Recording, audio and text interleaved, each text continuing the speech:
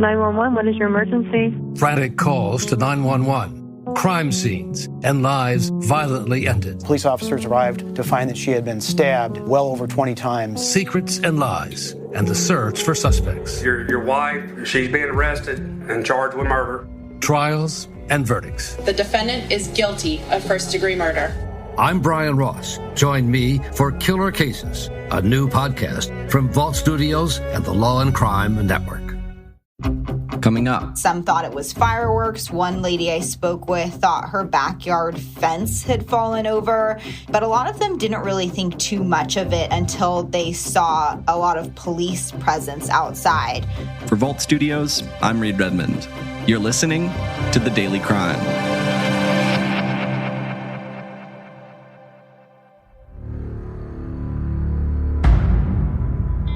On Sunday, January 23rd, a loud noise echoed throughout the South Oak Park neighborhood of Sacramento. I heard a great big crash. I thought something had hit the side of my house. I don't know if you ever heard like a propane tank explode, just something like that. We don't expect it's like a bomb. We thought it's like only a fireworks.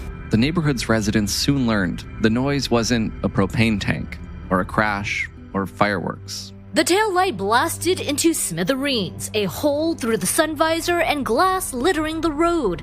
It's not evidence of a car crash, but debris left behind after a car was bombed in Sacramento's Oak Park neighborhood. One of two things, either they like doing that or they're trying to cause some harm to something. That's just the only scary part. Someone's really knowledgeable to be making something like that. So to have somebody attack the neighborhood is upsetting. Without the ones like you, who work tirelessly to keep things running, everything would suddenly stop. Hospitals, factories, schools, and power plants, they all depend on you. No matter the weather, emergency, or time of day, you're the ones who get it done. At Grainger, we're here for you 24/7, with supplies and solutions for every industry, and access to product specialists ready to help. Call, click Grainger.com, or just stop by. Grainger, for the ones who get it done. Andie Judson joins us from ABC 10 in Sacramento, where earlier this year, residents of the city's South Oak Park neighborhood heard what one resident described as sounding like a big crash. Take us through what happened. Yeah, so you just named it. Basically, on Sunday, January 23rd, it was around 9:45 in the evening, and these residents living in this neighborhood heard what they called a loud boom. A lot of them described it as. Some thought it was fireworks. One lady I spoke with thought her backyard fence had fallen over. She even went in the backyard to check. But a lot of them didn't really think too much of it until they saw a lot of police presence outside. And what had happened was a homemade pipe bomb had been detonated inside an unoccupied vehicle there. There were luckily no injuries, but it was still really alarming to this neighborhood. And, one of the neighbors I spoke with said, what if a kid had been walking by? What if I had been walking by? So it really kind of set them on alert. Right. Nobody was injured, but someone easily could have been. Yeah, exactly. So it was, you don't really want bombs going off in your neighborhood no matter where they are. So yeah, it was really scary for a lot of these neighbors when they actually found out that it wasn't fireworks. It wasn't, the fence falling over. It was a homemade bomb that someone had set off inside an unoccupied vehicle. You talked about some of the people who live in this neighborhood thinking the sound might have been fireworks or an accident of some kind. How did these same residents react after they learned that this wasn't an accident, that this was something that was apparently intentional? A lot of neighbors really described it as just being really scary when they found out what exactly it was. A lot of them saw the police presence outside. A lot of them turned on the news to find out what exactly had happened. And a lot of them had said, this isn't something that's happened in this neighborhood before. Can you talk a little bit more about this neighborhood, the South Oak Park neighborhood? Sure, yeah. So South Oak Park is a neighborhood, and I'll kind of describe it through residents who actually live there, how they explain it. One neighbor actually told me it's kind of had a bad rap over the years, but it's also facing a lot of gentrification. This neighbor I spoke with had lived there for about 10 years, and she called it a delight living there. And she's seeing families move in and fix up homes. Her home was this funky purple house that was painted bright purple. So when you drive around, when we were doing this investigation, when you drive around, there's like a mixture of kind of the old versus the new, the very gentrifying kind of feeling. There's a mixture of abandoned cars. There is a homeless presence, but it's also combined with these houses with kids' toys, with little tricycles and them playing out front. We spoke with, families that had just come home from grocery shopping. So it's a really interesting mix, but you do find that there are a lot of abandoned vehicles or just kind of cars sitting around, especially on the little outskirts of this 4-block radius where these bombings took place. Neighbors we spoke to off camera say the city has been slow to act on their reports of dumped vehicles. They say this one, a white and graffitied Volkswagen, has been on the street for about a month. Neighbors say it's not only an eyesore, but the blight is attracting crime and creating hazards for residents. According to the city of Sacramento's website, the car's condition would allow the city to immediately tow the car without notifying the owner. You said bombings. When does the next bombing take place?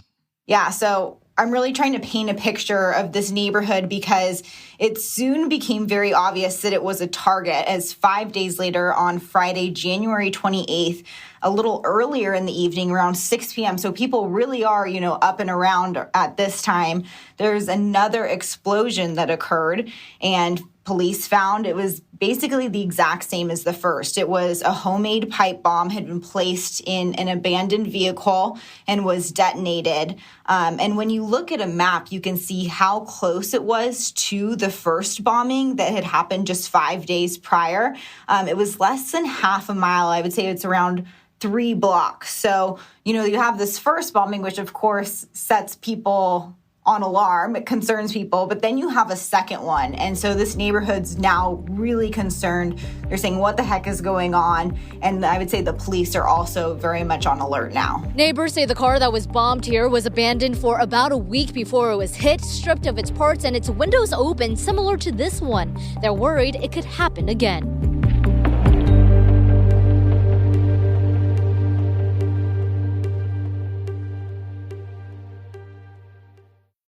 December 2017. Nadia Atwee's vehicle is discovered wedged into some bushes at a park near her home. Just want to tell her that I love her. Come back today. I would forget about what happened. But Nadia is never seen again. If I go back, I would react differently, but I didn't know. The Next Call, the case of Nadia Atwee. Available now on the CBC Listen app and everywhere you get your podcasts. After a second bombing in 5 days, the question is, who's doing this? What does the investigation into these 2 bombings look like?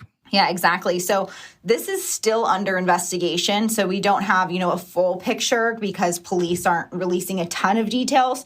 But what the Sacramento police have told us is that in the coming day or so after the second bombing occurred, the police basically canvassed this area of this 4-block radius in South Oak Park. And in their ongoing investigation, they end up serving a search warrant and they arrest a 23-year-old man. His name is Cody Wiggs.